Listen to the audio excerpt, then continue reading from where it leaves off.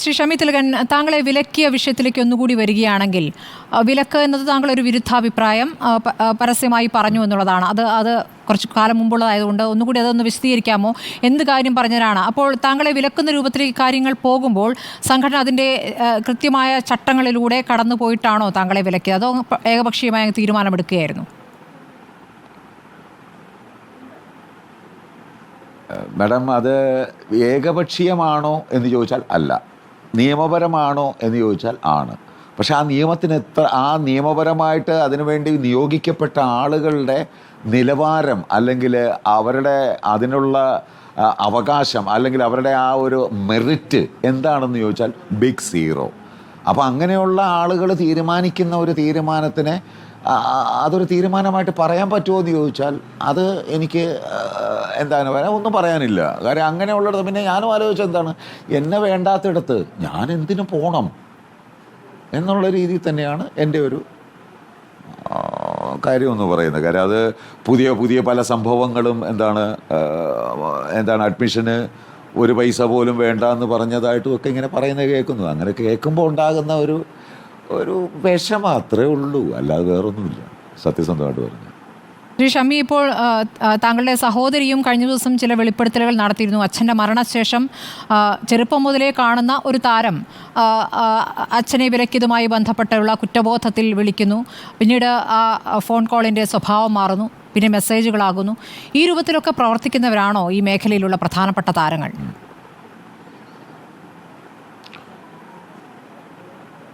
ആണെന്ന് വേണമല്ലോ മനസ്സിലാക്കാൻ. കാര്യം ഈ ഇപ്പോൾ എൻ്റെ സിസ്റ്റർ പറഞ്ഞ വിഷയമാണെങ്കിൽ കൂടിയും അത് അവരെന്നോട് പറഞ്ഞിട്ടില്ല. പക്ഷേ എങ്കിലും ആ സമയത്ത് ഇത് ഞാൻ മറ്റ് വഴിയിലൂടെ എനിക്ക് എൻ്റെ ഒരു ഹിൻഡ് കിട്ടി, അതാരാണെന്നോ എന്താണെന്നോ ഒന്നും എൻ്റെ അടുത്ത് എനിക്കിപ്പോഴും അറിയില്ല. അത് വെച്ചിട്ട് ഞാൻ പരാതി റിട്ടേണായിട്ട് കൊടുത്തിട്ടുള്ളതാണ്. അതിൽ ഞാൻ ഇതിനകത്ത് സൂചിപ്പിച്ചിരുന്നു, ഇങ്ങനെ തിലകൻ്റെ അല്ലെങ്കിൽ എൻ്റെ കുടുംബത്തിൽ കയറി പ്രശ്നമുണ്ടാക്കുന്നുണ്ട്, അത് നിലയ്ക്ക് നിർത്തണം എന്നുള്ള രീതിയിൽ കൊടുത്തിരുന്നു. പക്ഷെ അതിനും നടപടി ഉണ്ടായിട്ടില്ല. സംഘടനയിൽ കൊടുത്തിരുന്നു. അവസാനം ഇതെല്ലാം കൂടെ കാണിച്ചിട്ട് ഞാനൊരു റിപ്പോർട്ട് തീർച്ചയായിട്ടും കൊടുത്തിരുന്നു. അത് അവരുടെ കയ്യിലുണ്ടല്ലോ. പറഞ്ഞ പോലെ അദ്ദേഹം പ്രതികരണമൊന്നുമില്ല. അതാണ് റിട്ടേൺ കംപ്ലൈന്റ്. ശരിക്കും നമ്മൾ പരാതി പറയുന്ന ആൾക്കാരെ പിന്നെ രേഖാമൂലം, അതും പ്രസിഡന്റ് ആവശ്യപ്പെട്ടിട്ടാണ്. അല്ലാതെ ഞാൻ ചുമ്മാ ഒരു പരാതി കൊടുക്കുകയല്ല, അത് ഡയറക്റ്റ് പ്രസിഡന്റിനാണ് കൊടുത്തിരിക്കുന്നത്. അത് കഴിഞ്ഞിട്ട് എന്തായി നടപടി എന്ന് ചോദിച്ചില്ലേ താങ്കൾ? എന്തായി അതിന്മേൽ നിങ്ങളുടെ അന്വേഷണം എന്തായി എന്ന് ചോദിച്ചില്ലേ? അതിനെക്കുറിച്ച് പറയുകയാണെങ്കിൽ ഞാൻ ആ സമയത്ത് ഞാൻ കൊടുത്തിട്ടുള്ള പരാതികളെല്ലാം കൂടി പണ്ട് ജവഹർലാൽ നെഹ്റു ഒരു ബുക്കിറക്കിയിരുന്നല്ലോ, അച്ഛൻ മകൾക്ക് അയച്ച കത്തുകൾ എന്ന് പറഞ്ഞുകൊണ്ട്.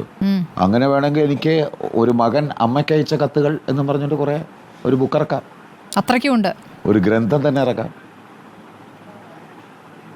അപ്പോൾ വെറുതെ ഈ പരാതിയൊക്കെ വാങ്ങി വെക്കുകയുള്ളൂ അല്ലേ? നടപടി എടുക്കില്ല, അല്ലെങ്കിൽ ഒരു അന്വേഷണവും നടത്തില്ല.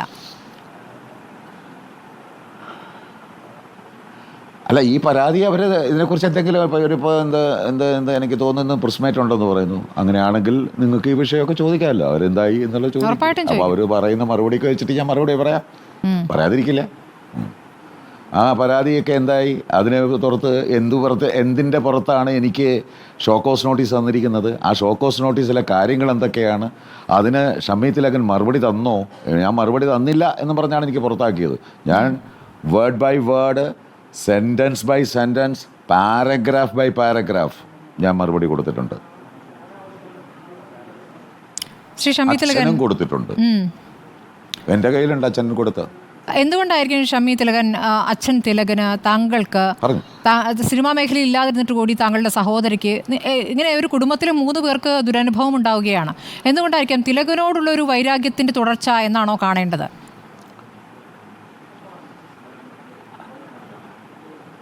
എന്തായാലും അതല്ലാതെ മറ്റൊരു കാരണമുണ്ടെന്ന് എനിക്ക് തോന്നുന്നില്ല. ഞാനത് പലപ്പോഴും പലയിടത്തും പറഞ്ഞിട്ടുള്ള കാര്യം തന്നെയാണ്. കാര്യം എൻ്റെ ഒരു സ്വഭാവവും എൻ്റെ ഒരു രീതിയും അനുസരിച്ച് ഞാൻ വേണമെങ്കിൽ എവിടെയും പറയാം, ആരെയും ഒരാളുടെ കഞ്ഞി പാറ്റയിടാനോ ഒരാൾക്ക് അവരുടെ ചാൻസ് തട്ടിപ്പറിച്ചെടുക്കാനോ ഞാൻ എങ്ങും പോയിട്ടില്ല. ഒരു ഡയറക്ടറെ വിളിച്ചിട്ട് എല്ലാം ഫിക്സ് ആയിക്കൊണ്ടിരിക്കുന്ന പടത്തിൽ ആ ഒരു വേഷം അതാരാ ചെയ്യുന്നത്, അത് ഇന്നയാളാ ചെയ്യുന്നത്, അത് ഞാൻ ചെയ്യാം എന്ന് പറഞ്ഞ് ചോദിക്കാനോ ഞാൻ ഇതുവരെ പോയിട്ടില്ല, ഇനിയോട്ട് പോകത്തുമില്ല. മിക്കവാറും ഇനി പോകേണ്ടി വരത്തുമില്ല, അത് വേറെ കാര്യം. അതായിക്കോട്ടെ, തരുവാട്ടെ. അപ്പോൾ അങ്ങനെയുള്ള ഒരു കുറ്റബോധം എന്നെ സംബന്ധിച്ചിടത്തോളം, ഞാൻ 35 വർഷത്തിന് മേലെയായി ഇൻഡസ്ട്രിയിൽ വന്നിട്ട് ഇതുവരെ എനിക്ക് അങ്ങനൊരു കുറ്റബോധം എനിക്കുണ്ടായിട്ടില്ല. നമുക്ക് രാത്രി കിടന്നുറങ്ങുമ്പോൾ നമ്മൾ ആരെങ്കിലും ഇന്ന് ചതിച്ചോ അല്ലെങ്കിൽ ഇന്ന് ദ്രോഹിച്ചോ എന്ന് വിചാരിച്ച് അങ്ങനെ നോക്കിക്കഴിഞ്ഞാൽ എനിക്ക് അങ്ങനെ ഒരു കുറ്റബോധം എന്ന് പറയുന്നത് 0 ആയിട്ടാണ് എനിക്ക് തോന്നുന്നത്. അപ്പോൾ പിന്നെ എനിക്ക് അങ്ങനെ ഒരു പ്രശ്നമില്ലെന്നാണ് എൻ്റെ ഒരു അഭിപ്രായം. ശ്രീ ഷമീദ് അൽഗനി, ഇപ്പോൾ ഈ ഹേമ കമ്മിറ്റി റിപ്പോർട്ട് ഒരു കമ്മിറ്റി ഉണ്ടായതൊക്കെ ഒരു വലിയ സംഭവത്തിൻ്റെ തുടർച്ചയായിട്ടാണല്ലോ. നടി ആക്രമിക്കപ്പെടുന്നു, പിന്നീട് WCC എന്നൊരു സംഘടന രൂപീകരിക്കപ്പെടുന്നു, ശക്തമായി പ്രതികരിക്കുന്ന ഒരു വിഭാഗം നടിമാരുണ്ടാകുന്നു. അവർ ഈ AMMA സംഘടനയിൽ നിന്ന് പുറത്തിറങ്ങുന്നു. അവരാവശ്യപ്പെട്ട പ്രകാരമാണ് ഇങ്ങനെ ഒരു കമ്മിറ്റിയെ വെച്ചത്. ആ റിപ്പോർട്ട് ഒരു 300 പേജോളം വരുന്ന ആ റിപ്പോർട്ട് സർക്കാർ 4.5 വർഷം ഒന്നും ചെയ്യാതെ അവിടെ വെച്ചു. ആ റിപ്പോർട്ട് പുറത്തുവിടണമെന്ന ആവശ്യം ശക്തമാകുന്നു. ഞങ്ങളടക്കമുള്ള മാധ്യമങ്ങൾ തുടർച്ചയായി ആവശ്യപ്പെട്ടത് പ്രകാരം വിവരാവകാശ കമ്മീഷനെ സമീപിച്ച പ്രകാരം ആ റിപ്പോർട്ട് പുറത്തുവിടുന്നു. അങ്ങനെയൊക്കെയാണ് ഇപ്പോൾ റിപ്പോർട്ട് പുറത്തു വന്നിരിക്കുന്നത്. അപ്പോൾ അതിന്മേൽ നടന്നിരിക്കുന്ന അട്ടിമറിയാണ് ഇന്നത്തെ ഏറ്റവും പ്രധാനപ്പെട്ട വിവരം. അതിൽ കടുംവെട്ട് എന്ന് പറയുന്നത് ഈ താരങ്ങളും അല്ലെങ്കിൽ ഈ സ്വാധീന ശക്തിയുള്ള ലോബിയുമായി ബന്ധപ്പെട്ടു വരുന്ന വിവരങ്ങൾ ആണ് മറച്ചുവെക്കപ്പെട്ടത് എന്നതിൻ്റെ തെളിവുകളാണ് പുറത്തു വരുന്നത്. അപ്പോൾ എത്രത്തോളം ശക്തമാണ് ഇവരുടെ പ്രവർത്തനം എന്നുള്ളത് നമ്മുടെ മുന്നിലുണ്ട്. ഇപ്പോൾ കോടതിയിലേക്ക് കാര്യങ്ങൾ കൊടുക്കേണ്ട ഒരു അവസ്ഥയിലേക്ക് സർക്കാർ നിർബന്ധിതമായിട്ടുണ്ട്. കാരണം കോടതി ആവശ്യപ്പെട്ടിരിക്കുന്നു സീൽ വെച്ച കവറിൽ മുഴുവൻ റിപ്പോർട്ടും നൽകണമെന്ന്. കോടതിയിൽ പ്രതീക്ഷയുണ്ട്. പക്ഷേ ഈ ഹേമ കമ്മിറ്റി റിപ്പോർട്ടിൻ്റെ കാര്യത്തിൽ സർക്കാരിൽ ഇനി പ്രതീക്ഷയുണ്ടോ? ഈ റിപ്പോർട്ടിൽ സർക്കാർ എന്തെങ്കിലും ചെയ്യുമെന്ന് താങ്കൾ ആത്മാർത്ഥമായും പ്രതീക്ഷിക്കുന്നുണ്ടോ ശ്രീ ഷമി? അവിടെയാണ് മാഡം പറഞ്ഞ ആ ഒരു കാര്യത്തിൽ ഒരു ചെറിയൊരു ചോദ്യം വരുന്നു, മറുചോദ്യം. അങ്ങ് പറഞ്ഞ് ഈ പറയുന്ന സംഘടനയിലുള്ള അവരെല്ലാവരും ഈ പവർ കമ്മിറ്റി അവർ ഇടപെട്ടാണെന്നുള്ളത്, അതിനെന്ത് തെളിവാണ് അങ്ങ് ഇടയിലുള്ളത്? കാരണം അല്ല, ഈ പവർ ലോബിയുമായി ബന്ധപ്പെട്ട ഭാഗമാണ് ഇതിൽ നിന്നും മാറ്റിയിരിക്കുന്നത്. അതായത് കൊടുക്കാം എന്ന് പറഞ്ഞിരിക്കുന്ന ആ ഭാഗമാണ് കൃത്യമായി മാറ്റിയ ശേഷം പുറത്തുവിട്ടിരിക്കുന്നത്. ആ വിവരമാണ് ഇപ്പോൾ പുറത്തു വരുന്നത്. അപ്പോൾ അത് സർക്കാർ സ്വയം വിചാരിച്ച ആ ഭാഗം ഒഴിവാക്കി എന്ന് കരുതാൻ വയ്യല്ലോ. ഞാൻ ചോദിക്കുന്നത്, മാഡം ഈ ചോദ്യം ശരി, സമ്മതിക്കുന്നു, ഒരു വാദത്തിന് പക്ഷേ മാഡം ഈ പറഞ്ഞില്ലേ ഇപ്പോൾ പവർ ലോബിയുമായിട്ടുള്ള വിഷയമാണ് അതിനകത്ത് ഒഴിവാക്കപ്പെട്ടിരിക്കുന്നത്. എന്തടിസ്ഥാനത്തിലാണ് അങ്ങനെ എടുത്ത് ചോദിച്ചത്? അതായത് 96-ാം പാരഗ്രാഫ് അതിങ്ങനെ പറയുന്നു: മുന്നിൽ വന്ന തെളിവുകളുടെ അടിസ്ഥാനത്തിൽ ലൈംഗിക പീഡനം നടത്തിയത് സിനിമാ മേഖലയിലെ വളരെ പ്രശസ്തരായ ആളുകളാണ്. അത് കമ്മീഷന് അറിയാം. അവരുടെ പേരുകളും കമ്മീഷൻ മുൻപാകെ പറയപ്പെട്ടു. ഈ ഭാഗമാണ്, അതിനുശേഷമുള്ള ഭാഗമാണ് കൃത്യമായി പോയിരിക്കുന്നത്.